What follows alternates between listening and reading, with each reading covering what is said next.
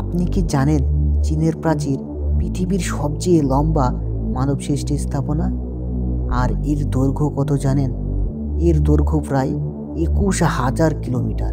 ভাবুন, এক প্রাচীর যা দেশ জুড়ে ছড়িয়ে আছে। যদি এর দৈর্ঘ্য ইন্ডিয়া থেকে লন্ডন পর্যন্ত ধরা হয় তবুও কম হবে। কিন্তু এই প্রাচীর শুধু ইট পাথর নয়, এটি তৈরি হয়েছিল মানুষের রক্ত আর পরিশ্রম দিয়ে। হাজার হাজার শ্রমিক, সৈন্য আর বন্দী কাজ করতে গিয়ে প্রাণ হারিয়েছিল। প্রাচীরের নিচে ছিল গোপন পথ, যা দিয়ে সৈন্যরা শত্রুকে এড়িয়ে চলত। মিং সাম্রাজ্যের সময় এই অংশ সবচেয়ে মজবুতভাবে তৈরি হয়, প্রায় 8,850 কিলোমিটার লম্বা। আজও অনেক অংশ ভেঙে গেছে, কিন্তু যা দাঁড়িয়ে আছে তা মানুষের সাহসের প্রতীক।